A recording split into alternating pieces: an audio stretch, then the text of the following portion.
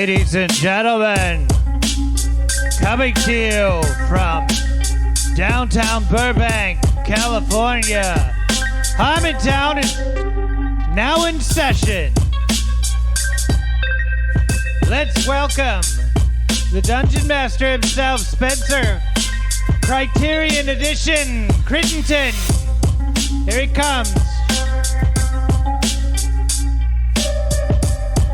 Oh, yeah. And now, do it up. Let's welcome the mayor of Harmontown, Dan Harmontown. Yeah.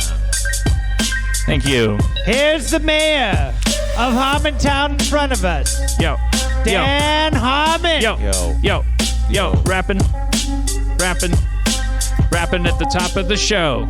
Flow. All right. Oh, yeah, that was slick, man. Holy shit. I think that was my most pared down, but therefore admirable freestyling in the history of the show. Well, Schraub's comptrolling this episode. You're welcome, Sauron. He looks like No Face. He's already doing physical bits. Hey, I was the one that wanted to do the podcast on video. This is you. What do you remind me of? That's the Sesame Street Muppet, right? Those yup guys. Yeah, I remind you of that. In that jacket with the hood over. Okay. In the audio world, what's going on? Nothing. I'm on deadline. I have to finish a script tonight, so I'm gonna try to. So we're gonna talk double fast to get the show done. Wait, but don't distract from what's going on in the audio world. Oh, well, that's what I was just switching over to, not talking about what Schraub looked like. Oh, yeah. Right. No, let's talk about what Schraub looks like. Well, that would be going back into the video world. Oh, shit. Yeah, let's not do that. Let's not go back into the video world. Well, it's going to be a great show. No, yeah. Never in the history of the opening of a show have there ever been more milestones of that in the span of 2 minutes. This is the part where I talk about whatever's going on. Like I said, I got to finish a script. Excuse me. That was Schraub. Oh, what is it? I covered my mouth. I didn't think you would hear that.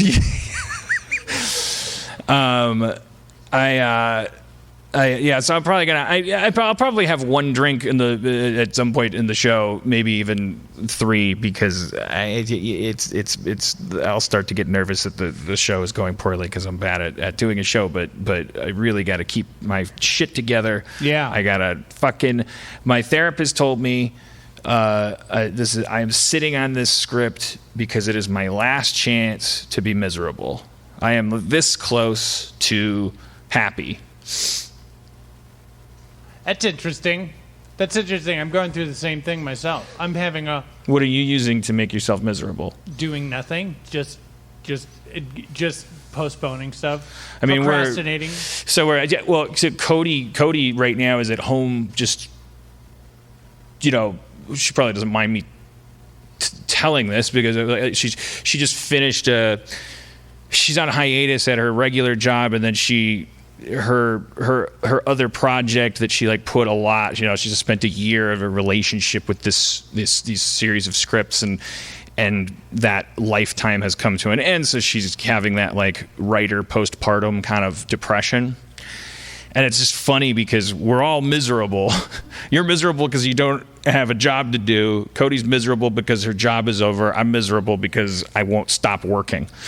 And I think it's like the grass is greener never applied more. We are afraid to deal. Look, I'm just going to go there because my therapist goes there. We're afraid to deal with God. And if you're an atheist, I applaud you because that just means you're a scientist and a skeptic, and we need those more than ever. So when I say God, you just think universe, think chaos. But I don't want to pussyfoot around about it because I believe in a God that made my sister retarded and will just give you leukemia because he's bored.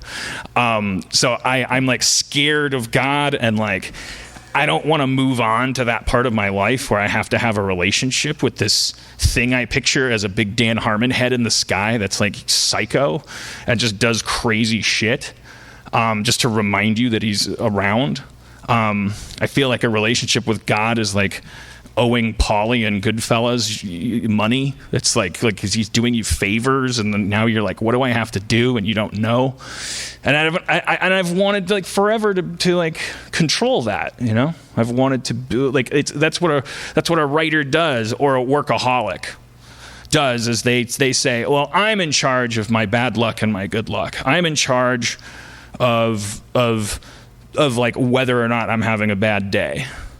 But it's crazy to do that because I've been doing it for 45 years, and what if tomorrow I find a lump or whatever? It's like I'm going to be double the sucker. I just gotta stop pretending like it's hard to write. It's just been the biggest scam that I've ever perpetrated on myself and humanity. It's just not, what I do is not difficult. And I think I'm ashamed of that. And like I try to make it like it's like art or something, and it's like, do you so think tired. You're doing that because if it wasn't difficult, it wouldn't be work? Yeah. Yeah. I think the voice of my brother, who I've tried not to mention on this podcast because we don't speak to each other because I mentioned him on the podcast. So I've tried to I'm not going to talk about my brother. But another way of looking at it is I can do nothing but talk shit about my brother now forever. But you know, my brother is 5 years older than me, and growing up, like, it's just like this chorus of like, he was the guy who was like, yeah, you got mom convinced, but you're a fucking idiot. You're not an idiot. Like, my brother knew I was smart, but like, you're not special. You're not like you're just a lazy piece of shit. You know, and like, you're spoiled and you're entitled, and mom buys it. And just because I am 5 years older than you, and I smoke weed first, and I set fire to the mailbox first, and then the driveway first, and then I poured motor oil in the neighbor's swimming pool first, and dropped out of high school first, and hit the house with a baseball bat first. Just because I'm doing all those things first doesn't mean you're not going to do them. And even if you don't do them, it'll only be because you had me as an example. And the truth is, you're charlatan. You know, you're just like this. You're the baby. You got it all. You got everything like lined up for you.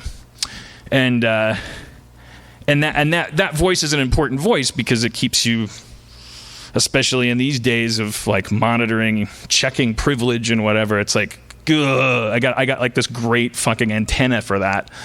Because I'm just always going, you little piece of shit, in my head over and over again. Like, you're not, stop trying to act like you're fucking talented. You're not talented and all this stuff. And so the idea of me being like just good or lucky, like, it has to do with my sister too. It's like, it just fucks with me. But it's been selfish to like think of it that way. It doesn't make any sense. It's not productive at all. Sorry, I have my back to you, Spencer. No, I like it better. I kind of had a suspicion that you're God, so I wanted to leave you out of this for a little bit. If you are God, prove it. If I was God, wouldn't it like betray my purposes to prove it at this point? So he just proved that he's God. I don't think so. My therapist said, could you be crazier? That's what she wants. No, she said, could you live with the fact that you weren't like the special one? You know, because you feel like, because I've had problems where it's just like, well, you get the spotlight, and then all of a sudden your brain goes blank and you can't figure it out or whatever, and just like, well maybe don't be tempted by the spotlight. You don't have to be the best. You know? And that's especially with writing. Like writing is and any art is like when you go like, oh, I'm going to make the best thing I've ever done before, that's usually failure. But if you go, I'm going to make a piece of shit that's just going to be fun to do, that's when you do your best work. Yeah, and another thing my therapist pointed out is like, you know what, aside from being like cheating, if you were to just do what's easy and fun for you and let yourself be good at it and fast at it, and it's like you work like barely at all. Aside from not being fair, another thing that would be is effeminate, because it's like I have this masculine relationship, this faux Hemingway relationship with the idea of writing.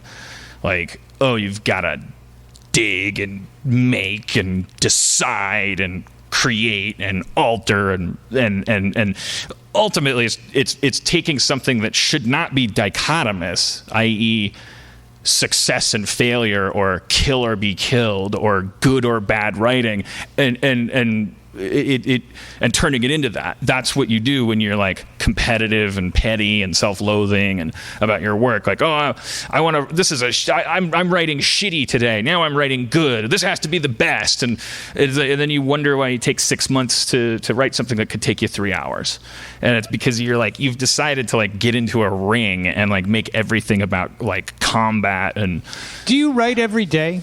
Do you like? Fuck, no. But when you decide I'm going to write today, do you write like a couple of hours? Do you write how long? I mean, do you sit down and go, I'm going to do a marathon, or do you do like I have like a conflict 10 minutes of at a time? Interest here because I'll answer that question the show after I turn in the script that I've been working on for way too long, right? Because I want to answer that question honestly, and if I answer it honestly right now, the people that I've been torturing by sitting on this script like might just find me and shoot me, because that answer, that's part of the thing that we dread is like, well, what page are you on? What how long did like what's the? It's like, yeah, if I was working 6 hours a day this entire time on this and focusing on it, of course it would have been done by now. I try to write every day. But what I end up doing is I go to my spot, I open up my laptop, and I stare at the computer for 6 to 8 hours. Then I close it up and then go, I can't work, I'll start on it tomorrow. So I'll be doing that for months and months and months. Yeah. And I mean, believe me, I'll maybe write like 3 sentences. I mean, it used to be so much easier because I would write because I would go, oh, I'm a shitty writer. I'm just going to write a piece of shit. And it was so much easier back then. It is a good enough segue. I mean, because we can talk with our guest about all the other crap, which is just like everyone else, just going like, holy shit, the world is exploding.